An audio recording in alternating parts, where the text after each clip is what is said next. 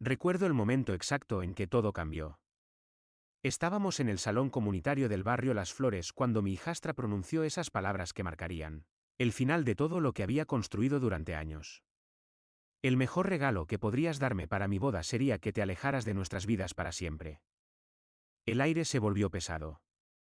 Las sillas de plástico blanco, los manteles de papel crepé, una bandeja con pastelitos a medio terminar sobre la mesa. Esperé que mi esposa dijera algo, que se riera, que protestara. Nada. Laura simplemente asintió con la cabeza. Ese gesto pequeño y silencioso que se sintió como un martillo golpeando mi pecho. Ese fue el instante preciso. No hubo gritos ni drama, solo un movimiento de cabeza que cerró una puerta que jamás volvería a abrirse. 3 semanas más tarde, ambas estarían de pie en ese mismo salón, con las voces quebradas, mirando una casa vacía y preguntándose cómo había sucedido todo tan rápido. Pero en aquel momento, en medio de ese silencio incómodo, solo respiré profundo. Conté hasta 3 y miré a Valentina, de 29 años, con su cabello recogido en una cola alta, apretando su carpeta de organización contra el pecho como un escudo. Le dije simplemente, de acuerdo. Ella parpadeó, sorprendida. Claramente no esperaba esa respuesta. Déjenme retroceder un poco para que entiendan toda la historia. Mi nombre es Roberto Mendoza. Tenía 57 años ese verano, viviendo en la zona norte de Rosario, Argentina. Había trabajado como técnico electricista casi toda mi vida adulta. 36 años de madrugadas heladas, casas antiguas con instalaciones peligrosas, manos que nunca dejaban de doler del todo. Incluso cuando intentaba descansar, mis articulaciones protestaban. Mis dedos permanecían rígidos de tanto trabajar con cables y herramientas. Laura y yo llevábamos casados 13 años. Ella tenía una hija, Valentina, que apenas cumplía 16 cuando nos conocimos. Su padre biológico había desaparecido hacía años, se había ido sin mirar atrás. Nunca intenté ocupar ese lugar, simplemente estuve presente. Idas y vueltas al colegio, cambios de neumáticos cuando se pinchaban, clases de manejo en el estacionamiento vacío del supermercado. Le enseñé a estacionar usando mi vieja camioneta Chevrolet. Con mi pie cerca del freno, mi voz calmada incluso cuando rozaba el cordón de la vereda. Al principio me llamaba Roberto, luego papá, y después, en algún momento del camino, dejó de llamarme de cualquier manera. La casa, nuestra casa, estaba en un barrio tranquilo con jacarandás en las veredas y jardines pequeños pero bien cuidados. Yo había pagado la entrada inicial. Mi nombre estaba en la escritura, el de Laura también. A Valentina le gustaba llamarla la casa familiar, especialmente cuando hablaba de organizar la despedida de soltera y el almuerzo preboda allí. La boda se había apoderado de todo. Salón de fiestas, servicio de catering, flores, música. La voz de Valentina sonaba constantemente por el altavoz mientras Laura caminaba por la cocina asintiendo, sonriendo, diciendo, por supuesto, mi amor. Yo pagaba la mayor parte sin quejarme. Eso es lo que uno hace, me decía. Inviertes en las personas que amas. La reunión en el salón comunitario se suponía que sería simple. Un repaso final de los detalles. ¿Quién se sentaba dónde? ¿Qué horarios manejar? Esas cosas. Valentina estaba al frente con su carpeta, pasando páginas como una gerente de proyectos en una reunión importante. Luego carraspeó. Solo hay un tema más, dijo mirando primero a Laura y después a mí. No quiero ninguna situación incómoda el día de mi boda. Laura se movió en su silla. Conocía ese movimiento. Lo hacía cuando prefería no tomar partido. Valentina continuó. La gente podría confundirse. Quiero decir, vos no sos realmente mi papá. Asentí una vez. Esa parte no me dolió tanto como ella probablemente pensaba. Y, siendo honesta, dijo, significaría mucho si simplemente te hicieras a un lado. Completamente. Esperé. Ella respiró hondo y terminó la frase. El mejor regalo sería que desaparecieras de nuestras vidas para siempre. Me giré hacia Laura. 13 años de matrimonio, cuentas compartidas, domingos tranquilos tomando mate en el patio. Busqué en su rostro algo, cualquier cosa. Ella asintió. Recuerdo el sonido del reloj de pared después de eso. Tic, tac, Tic, tac. De acuerdo, dije nuevamente. Esa noche empaqué una bolsa de viaje pequeña. Pantalones de trabajo, camisas, mi cepillo de dientes. Dejé todo lo demás.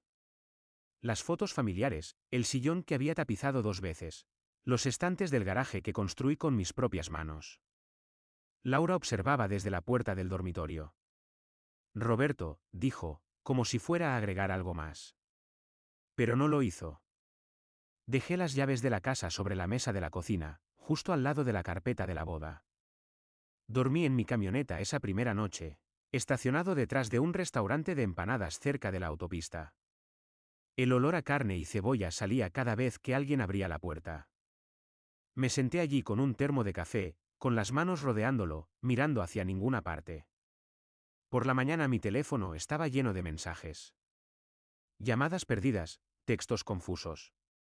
Valentina preguntando qué estaba tratando de probar. Laura preguntando dónde estaba. No respondí.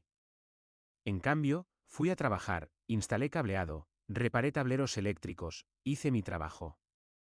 El mundo no se detenía solo porque mi matrimonio lo había hecho. Durante el almuerzo me senté en mi camioneta y revisé la aplicación del banco en mi teléfono. El crédito hipotecario que había estado pagando solo durante años, el seguro del hogar a mi nombre, la escritura que había firmado sin pensarlo demasiado en ese momento. Desaparecer. Pensé, está bien, lo haría. Pero desaparecer no significaba esfumarme sin dejar rastro. Significaba retirarme cuidadosamente y dejar que todo lo que había estado sosteniendo sintiera el peso de esa ausencia. Encendí el motor y conduje hacia el centro, hacia una inmobiliaria con un cartel desgastado por la que había pasado cientos de veces. No estaba enojado. Todavía no. Simplemente había terminado. No entré directamente a la inmobiliaria. Pasé de largo una vez. Di la vuelta a la manzana con la luz de giro parpadeando como si marcara el ritmo de mis pensamientos. No estaba temblando. Eso me sorprendió. Siempre había asumido que algo así vendría con furia, calor, portazos, tal vez un vidrio roto. En cambio me sentía vacío, como si alguien me hubiera vaciado por dentro y olvidado rellenarme. Paré en una estación de servicio, cargué nafta y me quedé allí más tiempo del necesario. Un hombre mayor en el surtidor de al lado me saludó con la cabeza. Intercambiamos el tipo de mirada que comparten los hombres de nuestra edad. Sin palabras, solo reconocimiento. ¿Todavía aquí? ¿Todavía respirando? Revisé mi teléfono otra vez. Otro mensaje de Laura. Roberto, esto ya es demasiado. Tenemos que hablar. Escribí una respuesta, la borré. Escribí de nuevo. Luego bloqueé la pantalla y guardé el teléfono en la guantera. Hablar era lo que ellas habían hecho. Decidiendo sin mí, asintiendo. A media tarde me encontré estacionado afuera del Banco Provincia en la sucursal de mi barrio. El edificio se veía igual que siempre, con sus puertas de vidrio y el guardia de seguridad en la entrada. Había sido cliente allí desde antes de conocer a Laura. Adentro, el aire olía levemente a aire acondicionado y papel.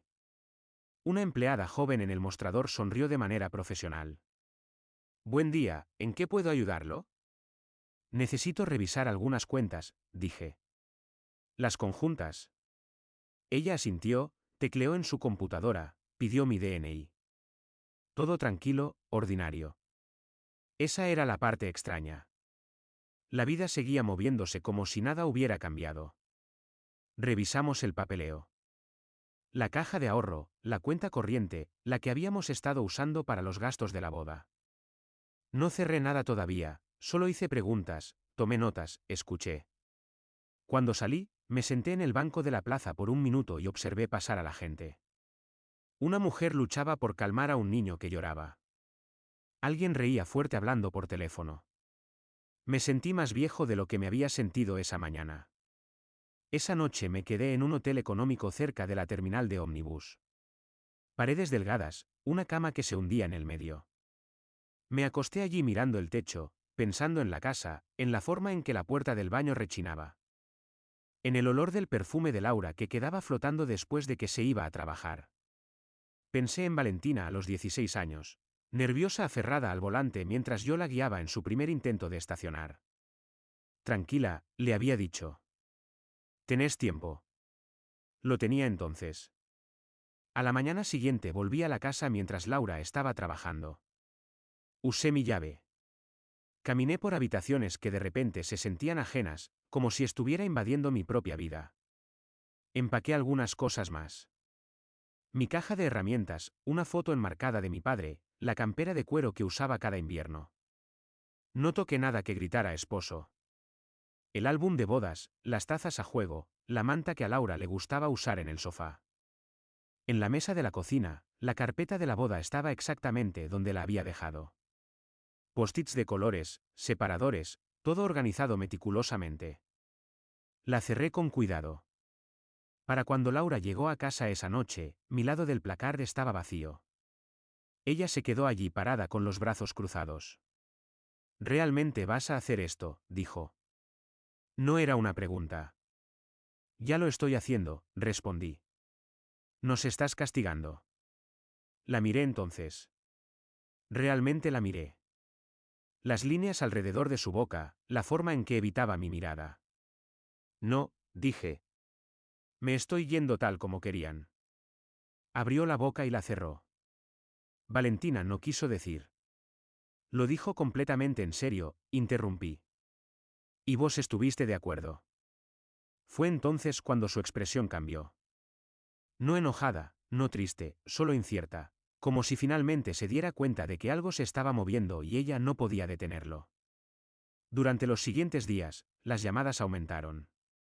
Valentina dejaba mensajes de voz que oscilaban entre furiosos y desesperados.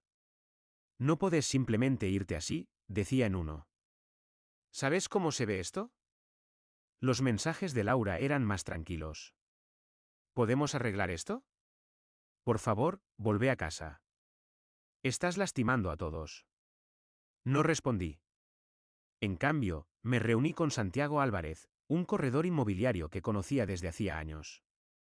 Nos sentamos en su pequeña oficina con un mate entre nosotros. ¿Hablas en serio?, preguntó revisando los papeles. Sí. Se recostó en su silla, estudiándome. ¿Venta rápida o mejor precio? Rápida, dije. ¿Limpie? Santiago asintió. ¿Sabes lo que eso significa? Lo sé. Firmar el acuerdo de venta se sintió más pesado de lo que esperaba. No porque dudara, sino porque hacía todo definitivo. La casa se vendería, los planes de boda atados a ella se desmoronarían. Yo sabía eso. Esa noche Laura apareció en el hotel sin avisar. Golpeó la puerta hasta que abrí. Estás destruyendo todo, dijo con los ojos brillantes. ¿Para qué? No levanté la voz. Para mí mismo. Ella se rió entonces, una risa aguda y frágil. ¿Pensás que esto va a terminar bien? Pienso que va a terminar, dije honestamente. Me miró como si ya no me reconociera. Tal vez no lo hacía. A la mañana siguiente, el cartel de Se vende apareció en el jardín. Por la tarde mi teléfono explotó. Valentina gritaba. Laura lloraba. Alguien del salón de fiestas llamó confundido, preguntando quién tenía todavía autoridad para confirmar eventos en la propiedad. Dejé que sonara. ¿Desaparecer?, habían dicho. Estaba haciendo exactamente eso. Silenciosamente, legalmente, una pieza a la vez. Y cuanto más me alejaba, más me daba cuenta de cuánto había estado sosteniendo sin que nadie jamás lo agradeciera.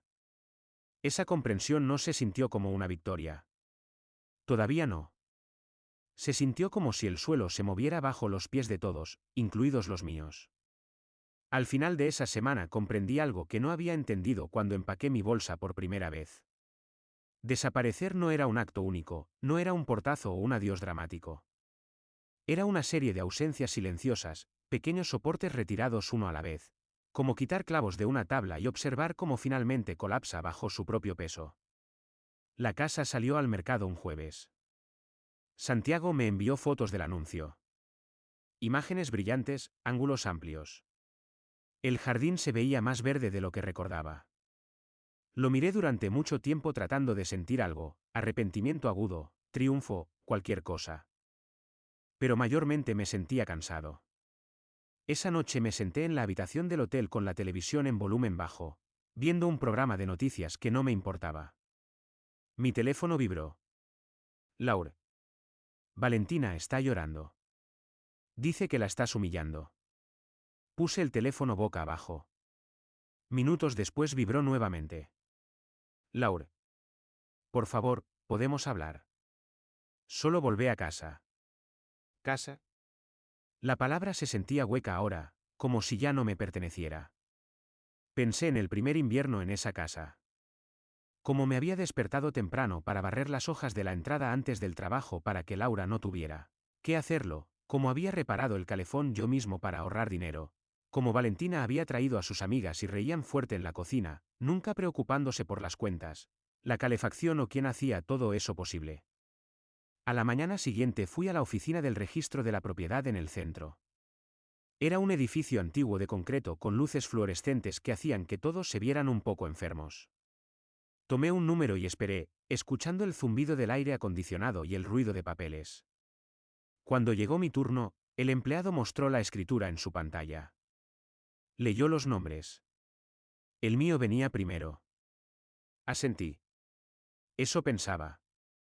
Al salir me senté en mi camioneta y apoyé la frente contra el volante. Por un segundo, solo un segundo, me pregunté si estaba yendo demasiado lejos. Entonces sonó mi teléfono. Esta vez era el salón de fiestas. Señor Mendoza, preguntó una mujer educada pero firme. Llamamos porque parece haber cierta confusión sobre el uso de la propiedad para el almuerzo de ensayo. No hay confusión, dije. La casa se está vendiendo. Silencio en la línea. Bueno, dijo con cuidado. Sin la confirmación del propietario y prueba del seguro vigente, no podemos proceder. Entiendo, respondí. Cuando colgué, mis manos estaban temblando. No de miedo, sino de adrenalina, porque ahora era real. Ahora las consecuencias se estaban moviendo más allá de mensajes enojados y sentimientos heridos. Esa tarde volví al trabajo. Subí por una escalera en un edificio comercial y reparé un tablero eléctrico. Mis manos se movían en automático. Pelar cables, torcer, conectar. Mi cuerpo sabía qué hacer incluso cuando mi mente no. Durante mi descanso comí un sándwich de jamón y queso en mi camioneta y observé a una pareja joven discutir en el estacionamiento. La mujer agitaba los brazos. El hombre miraba al piso. Me pregunté cuál de los dos había sido yo todos estos años. Esa noche Valentina me envió un mensaje directamente. Estás arruinando todo. Siempre haces esto. Haces que todo se trate de vos. Miré la pantalla hasta que las letras se volvieron borrosas. Pensé en la noche que me llamó desde la universidad llorando porque su auto no arrancaba. Había manejado 2 horas bajo la lluvia para ir a buscarla. Ni siquiera lo dudé. Sos mi héroe, había dicho en ese entonces. Medio en broma, medio no. No respondí. En cambio, llamé a mi compañía de seguros, una mujer llamada Claudia con la que había trabajado durante años. Ella reconoció mi voz. Roberto, ¿todo bien? Estoy vendiendo la casa, dije. Necesito hacer algunos cambios en la póliza. Ella me guió a través del proceso, profesional y amable. Al final de la llamada, otro hilo se había cortado silenciosamente. Esa noche Laura apareció de nuevo. Esta vez no golpeó la puerta. Simplemente se paró afuera de mi camioneta en el estacionamiento del hotel mientras yo estaba sentado al volante con el motor apagado. Estás lastimando a Valentina, dijo a través de la ventana abierta. Yo no empecé esto, respondí. Sos su padre. Lo era, dije suavemente. Hasta que dejé de serlo. Su boca se tensó. ¿Estás disfrutando esto? Negué con la cabeza. Lo estoy sobreviviendo. Se inclinó más cerca. Si seguís adelante, no hay vuelta atrás. La miré. Realmente la miré. Vos ya decidiste eso, dije. Simplemente no pensaste que yo lo aceptaría. Ella retrocedió entonces como si la hubiera empujado. La primera oferta por la casa llegó 2 días después, un poco por debajo del precio pedido. Santiago me llamó con voz cautelosa. ¿Podemos contraoferta? ¿Aceptada? Dije. ¿Estás seguro? Sí. Al colgar sentí un peso asentarse en mi pecho. No era miedo, era finalidad. El vestido de novia de Valentina todavía estaba colgado en el placar de la habitación de huéspedes. Lo sabía. Yo mismo había instalado la barra especial para colgarlo. Lo imaginé allí, intacto, esperando un día que se estaba alejando más y más de su alcance con cada firma que yo plasmaba. Esa noche, solo en el hotel, saqué una vieja foto de mi billetera. Valentina, a los 18 años, sentada en el asiento del conductor de mi camioneta, sonriendo como si acabara de ganar algo. Me senté allí durante mucho tiempo escuchando el zumbido del aire acondicionado al final del pasillo. Desaparecer, me di cuenta, no se trataba de castigo. Se trataba de soltar la ilusión de que el amor, una vez dado, siempre será devuelto. Y una vez que vi eso claramente, no hubo vuelta atrás. La venta se cerró un martes por la mañana. Lo sé porque recuerdo el sonido que hizo la lapicera cuando firmé la última página. Un rasguño suave, nada dramático. Santiago deslizó los papeles hacia mí, los ordenó en una pila prolija y dijo, eso es todo. Eso es todo. 13 años de cuotas de hipoteca, 13 inviernos barriendo hojas, 13 veranos cortando el pasto mientras Valentina se sentaba en el porche mirando su celular, preguntando si había visto sus anteojos de sol. Salí de la escribanía a un estacionamiento lleno de autos ordinarios. Una camioneta tocó bocina en algún lado. Un hombre discutía con alguien por teléfono. La vida seguía moviéndose, ajena a que algo que yo había construido oficialmente ya no era mío. Santiago me dio una palmada ligera en el hombro. ¿Estás bien? Lo voy a estar, dije. Y lo creía, en su mayor parte. Las llamadas comenzaron antes de que llegara al final de la cuadra. Laura primero. ¿Qué hiciste?, exigió sin aliento. Vendí la casa. No podés. Ya lo hice. Se quedó callada, luego más suave. El salón de fiestas me acaba de llamar. Imaginé que lo harían. Cancelaron el almuerzo de ensayo, dijo. Dijeron que no pueden seguir adelante sin la confirmación de la propiedad. Imaginé la carpeta de Valentina, los post-its de colores, los cronogramas planeados al minuto. La imaginé parada en la cocina con el teléfono presionado contra su oreja tratando de mantener su voz firme. Lo siento, dije. Y lo sentía de verdad, de la única forma que aún importaba. Estás destruyendo su sueño, dijo Laura. No respondí de inmediato. Me estoy retirando de él. Por la tarde el florista fue cancelado. El DJ siguió después. El servicio de catering dejó un mensaje preguntando quién era ahora responsable del saldo pendiente. Valentina me llamó desde un número que no reconocí. Contesté antes de poder detenerme. ¿Vendiste la casa?, gritó. ¿Estás loco? Te advertí que iba a desaparecer, dije con calma. Hiciste esto a propósito. Sí, ahí estaba la verdad finalmente al descubierto. Estás arruinando mi boda, lloró. Cerré los ojos.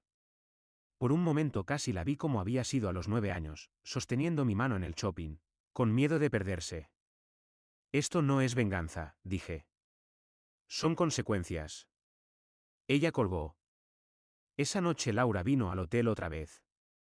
Se sentó en el borde de la cama con los hombros caídos, mirando la alfombra. Está avergonzada, dijo. Todo el mundo lo sabe. Todo el mundo sabía que yo existía también, respondí, hasta que no quisieron que lo hiciera. Levantó la vista entonces con los ojos rojos. Nunca pensé que llegarías tan lejos. Nunca pensé que asentirías, dije. La habitación se quedó quieta. 2 días después, el comprador programó una visita para el fin de semana. Carteles en el jardín, gente extraña caminando por habitaciones donde mi vida había sucedido. Valentina apareció durante una de las visitas. Yo no estaba allí, pero los vecinos me lo contaron después. Voces alzadas, puertas que se cerraban fuerte, una mujer llorando en los escalones del frente mientras la gente fingía no mirar. Esa noche mi teléfono vibró con un mensaje de un número desconocido. Roberto, soy Hernán, el vecino de al lado. Solo para saber cómo andas. No parecía correcto que no estuvieras por aquí. Miré ese mensaje más tiempo del que debería. Un vecino notó mi ausencia antes que mi propia familia. La boda se pospuso oficialmente el lunes siguiente. Pospuesta, dijeron, como si pudiera volver a la vida si esperaban lo suficiente. Valentina publicó algo vago en redes sociales sobre gente tóxica y establecer límites. Laura dejó de enviar mensajes por completo. Me mudé del hotel a un departamento pequeño en alquiler en las afueras de la ciudad. Un dormitorio, paredes delgadas, un balcón lo suficientemente grande solo para una silla. La primera noche allí me senté en esa silla y escuché el zumbido del tráfico. Sin gritos, sin planes de boda, sin carpetas. Solo silencio. Pero el silencio ya no se sentía vacío. Se sentía ganado. Sabía que ellas pensaban que la historia había terminado, que yo había dejado claro mi punto y ahora me desvanecería en el fondo como querían. Estaban equivocadas. Porque mientras la casa estaba vacía, algo más estaba tomando forma. Algo que había estado construyendo lenta y deliberadamente a lo largo de noches largas y madrugadas solitarias. No estaba dejando caos atrás. Estaba dejando la verdad. Y pronto no tendrían más remedio que abrir esa puerta y enfrentarla. Los compradores tomaron posesión un viernes por la mañana. No fui a la casa mientras se mudaban. No necesitaba hacerlo. Ya había estado allí a principios de esa semana, solo con las habitaciones vacías y el aire oliendo levemente a polvo y lavandina. Caminé por allí una vez, despacio, sin tocar nada, escuchando mis pasos hacer eco como si estuviera en el recuerdo de otra persona. Llevé una caja. No era pesada, solo papeles. La puse en la mesa de la cocina, justo donde Laura solía poner las facturas y Valentina extendía sus carpetas. La mesa todavía tenía una marca leve de la vez que se me cayó un destornillador hace años. Había tenido la intención de repararla. Nunca tuve tiempo. La caja contenía una sola carpeta negra, gruesa, del tipo que usan los contadores. En el lomo, con letras de molde, había escrito, lo que desaparece. Adentro había separadores limpios, etiquetados. Cuotas de hipoteca. Seguros y servicios. Gastos de educación y médicos. Gastos de boda. Extras. Cada sección contenía copias. Recibos, estados de cuenta, comprobantes, notas con mi letra. Fechas, montos. Sin opiniones, sin insultos. Solo hechos. Encima de la carpeta coloqué un sobre dirigido a Valentina. No a Laura. A Valentina. Me quedé allí parado mucho tiempo después de dejarlo. Lo suficiente para escuchar pasar un colectivo afuera. Lo suficiente para sentir el peso de los años asentarse en mis hombros. Luego me fui. No le dije a nadie que había estado allí. La llamada llegó esa tarde. No era Laura, era el prometido de Valentina. Marcos. Lo había visto 3 veces. Educado, callado, el tipo de hombre que dejaba que las cosas sucedieran a su alrededor y lo llamaba paz. ¿Qué es esto?, preguntó con la voz tensa. Abrilo, dije. Hubo una pausa, papel moviéndose, una respiración aguda. Dios mío, murmuró. Laura debía estar allí también. Podía escucharla llorar en el fondo. La voz de Valentina se alzó, aguda y llena de pánico. Esto es manipulación, dijo. Él planeó esto. Saqué el teléfono del altavoz y lo sostuve en mi oreja. Lo documenté, dije. Hay una diferencia. Estás tratando de avergonzarnos, sollozó Laura. Estoy diciendo la verdad, respondí. Públicamente, por primera vez. Estaban en la casa entonces. La vacía. Vecinos pasando por la vereda. Los nuevos dueños no llegarían hasta el día siguiente. La cocina vacía, abierta, la luz del sol entrando por las ventanas sobre la mesa donde yacía la carpeta. Imaginé a Valentina hojeándola, sus dedos deteniéndose en números que nunca había notado antes. La cuota mensual de la hipoteca. 45,000 pesos. La tasa de interés del 38% que conseguí hace 13 años. Los 180,000 pesos para la reserva del salón. El depósito de 320,000 para el catering. El florista, el DJ, la decoración. Todo pagado desde la misma cuenta bancaria. Bajo extras había añadido algunas cosas que ella había olvidado. Dinero para nafta de los viajes a casa desde la universidad. Deducibles de seguros. El invierno que cubrí su alquiler cuando su compañera de departamento se fue sin avisar. Al final de la carpeta estaba la carta. No era larga, solo una página. Valentina, me pediste que desapareciera. Esto es lo que desaparece cuando yo lo hago. No hay ira en esto, solo un registro. Espero que el día de tu boda siga siendo hermoso. No estaré allí para verlo. Roberto. Podía escuchar a Marcos respirando en la línea, lento y pesado. ¿Sabías sobre todo esto?, le preguntó a Valentina. Silencio. Ese silencio fue más fuerte de lo que cualquier grito podría haber sido. Los vecinos se reunieron en la vereda. Hernán, el de al lado, estaba parado con los brazos cruzados, fingiendo revisar su teléfono mientras claramente escuchaba. Alguien susurró. Alguien más negó con la cabeza. La voz de Laura se quebró. Roberto, por favor. Ya dejaste claro tu punto. No dejé claro un punto, dije. Respondí a una petición. Valentina gritó entonces. No palabras, solo sonido. Crudo y furioso. El teléfono se cortó. Más tarde escuché lo que pasó después por Hernán. Valentina lanzó la carpeta al otro lado de la habitación. Las páginas se derramaron. Los números volaron como hojas. Marcos los recogió uno por uno. Los vecinos observaron desde una distancia prudente, a la manera argentina. Preocupados, curiosos, contenidos. Una mujer de enfrente dijo, siempre pensé que Roberto pagaba por todo. Hernán asintió. Lo hacía. Para la noche la historia se había extendido. Amigos de la parroquia, invitados a la boda, gente que se había preguntado por qué la boda se pospuso repentinamente. No había rumor que corregir.